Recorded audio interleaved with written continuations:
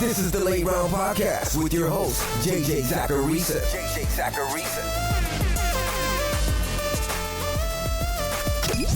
What's up, everyone? It's JJ Zacharisa, the editor-in-chief at FanDuel and at numberfire.com, and this is episode 584 of the Late Round Podcast, the many shows that are part of the FanDuel Podcast Network. Thanks for tuning in. FanDuel and Simple Mobile have partnered up to add an extra layer of excitement to one of the biggest free-to-play contests on the market. Introducing the FanDuel free-to-play Gridiron Pick'em contest presented by Simple Mobile, a completely free-to-play contest that gives you a chance to win big on Sundays. Here's how it works. Simply answer Pick'em questions for the week's slate of NFL games and compete for a chance to win your share of $10,000 in cash prizes. If you're one of the highest scoring users on the day, you'll be eligible to win some cold, hard cash.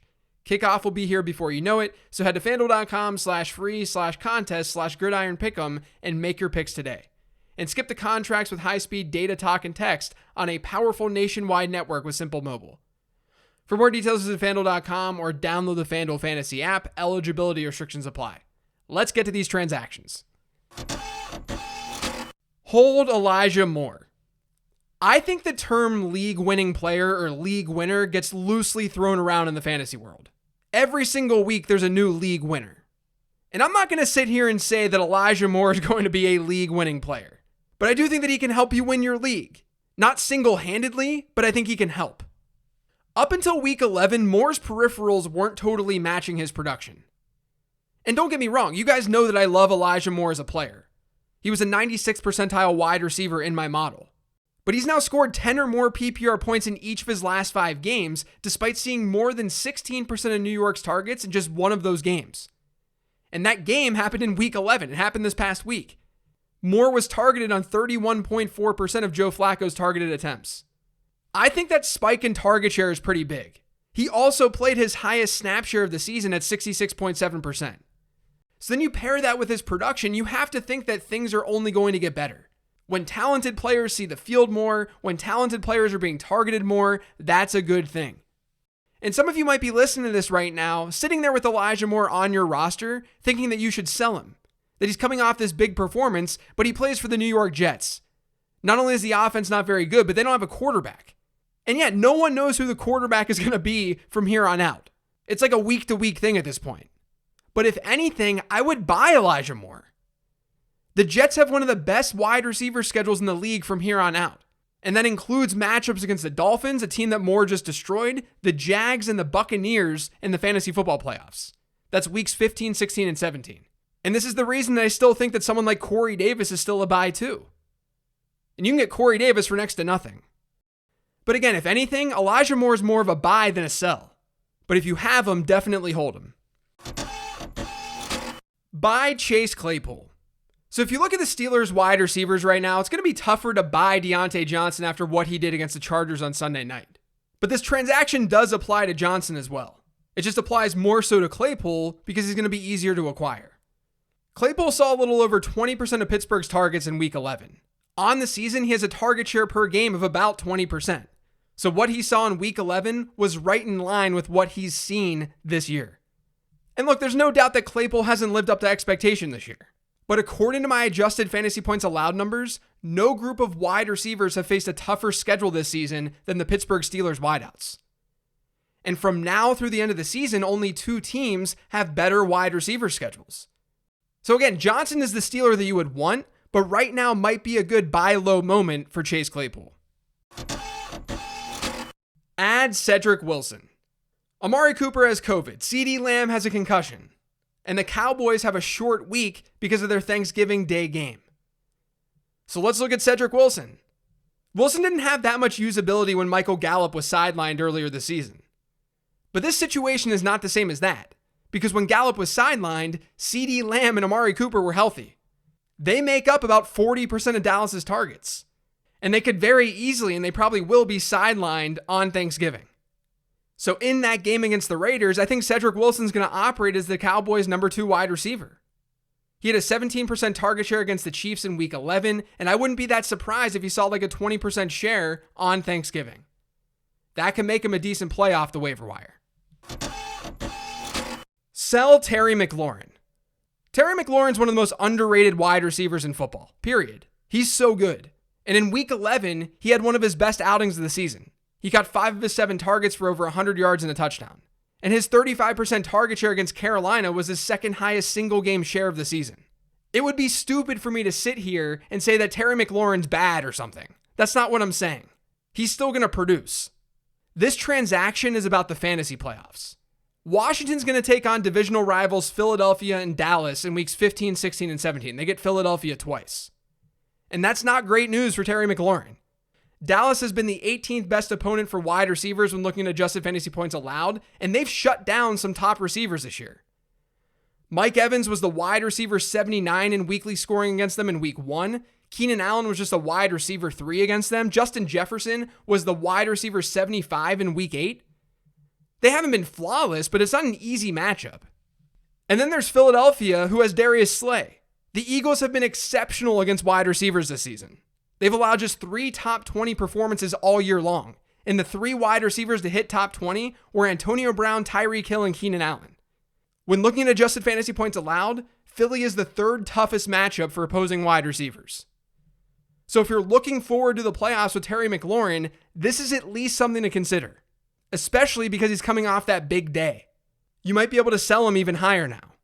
I think he's still going to produce, but I do worry about this playoff schedule. Add Ty Johnson and Tevin Coleman. So with Joe Flacco under center for New York on Sunday, we saw different utilization with their running backs. And I talked about this on the 10 Trend show last week. But Mike White, when he's been under center, he's been targeting the Jets running backs at an insane rate. During his 3 games where he's seen the majority of the team's snaps at quarterback, Jets running backs have had target shares of 39%, 41%, and 37%. On Sunday with Joe Flacco, that was about 12%. And that's a big deal for Michael Carter and Ty Johnson, because both of them have played pass-catching roles in this backfield all season long. But now it's an even bigger deal for Ty Johnson specifically, because Michael Carter could miss some time with an ankle injury. According to Pro Football Doc, it sounds like Carter might be dealing with a high ankle sprain that he suffered in week 11, and that could sideline him for a few weeks. So that leaves opportunity in the New York backfield, because across Carter's last 7 games, he'd been averaging a running back rush share per game of over 70% and a target share per game of 13.6%. I think Ty Johnson would get a nice bump if Mike White is the quarterback under center. But even if he's not, there's plenty of reason to add him this week with Carter likely out. And don't forget about Tevin Coleman either. Coleman played just as many snaps as Johnson in week 11, and he actually out-touched him. I would prefer Ty Johnson because of the pass-catching upside, but don't sleep on Tevin Coleman either. Buy the Buffalo Bills defense. I very rarely will sit on this show and advocate you go buy a defense, because the replaceability of the position is just so high. You can stream the position. But I think the Bills are kind of an exception. They're coming off of a game where they were torched by Jonathan Taylor, so despite being such a strong fantasy defense all season long, they're at a low point. Their manager might be fine getting rid of them. And you should pounce, because in the fantasy playoffs, again, that's weeks 15 through 17, according to my adjusted fantasy points allowed method, no team currently has a better schedule than Buffalo. That's changed a little bit based on the results of this past week and what I talked about on last week's mailbag show. But they get the Panthers, Patriots, and Falcons during those weeks. Those aren't like ideal matchups, but it's tough to find 3 consecutive weeks of decent opponents for any team in football. But that's what you're getting with the Buffalo Bills. If you'd rather stream defenses, go for it. There's nothing wrong with that. I just don't think it's a bad idea to see if you can get the Buffalo Bills for cheap right now. Hold Emmanuel Sanders. So speaking of the Bills, let's talk about Emmanuel Sanders and what the heck is going on with him. He's averages 5.8 PPR points per game over his last 4. Across the first 6 games of the year, that number was 15. Now here's some bad news. On the season, according to my adjusted fantasy points allowed numbers, Buffalo wide receivers have faced one of the easiest schedules in the league. It gets rougher from here on out. They get multiple games against the Patriots. But I don't think Sanders is a sell because no one's buying him right now. And his deeper peripherals haven't really changed. He played 78.6% of Buffalo's snaps on Sunday when his season-long average is 81.3%. According to Pro Football Focus, during this 4-game stretch where Sanders isn't doing anything, he's run the most routes for the Bills. He's getting a lot of cardio in. So for now, you have to hold on to him. His production hasn't been there, but his peripherals are still fine. Drop Mecole Hardman. Hardman is still rostered in half of Yahoo leagues. It's officially time for that number to drop. He hasn't scored more than 5 PPR points in any of his last 3 games. His target shares over his last 2 have been under 10%, and his other peripheral numbers are dropping as well. During the Chiefs' last 2 games, Hardman has run fewer routes than Byron Pringle, Demarcus Robinson, and Josh Gordon. It's not going to happen for Mecole Hardman. Add Marquez Valdez-Scantling. It's always tough to trust MVS because he's more of a boom or bust deep ball threat. But in week 11, he saw his second highest target share of his career at 32.3%. He caught 4 of his 10 targets for 123 yards, including a 75-yard touchdown. Now, it's highly unlikely he's going to see that kind of workload each week. But having a volatile, high upside player on your bench, that's always a good idea. And maybe this at least is the start of them using him a little bit more, even when Allen Lazard is healthy. Buy DK Metcalf. So in my 15 transactions column, I wrote this last week about the Seattle Seahawks passing attack. I said, quote, they get a tougher matchup in week 11 against Arizona before this cakewalk stretch, but I wouldn't want to wait. If you can buy at a lower cost this week, do it. Turns out you should have waited, at least when it came to DK Metcalf. Metcalf scored just 7.1 PPR points on Sunday, and he's now had back-to-back weeks scoring fewer than 8 fantasy points. And those are 2 weeks with Russell Wilson back and healthy. It's clearly a low point for DK Metcalf. But that means that you might be able to buy low. And you should be trying to do that. He still saw over 33% of Seattle's targets on Sunday. And as I noted last week, the Seahawks have a pretty nice schedule for that passing attack from here on out. It's at least way better than average.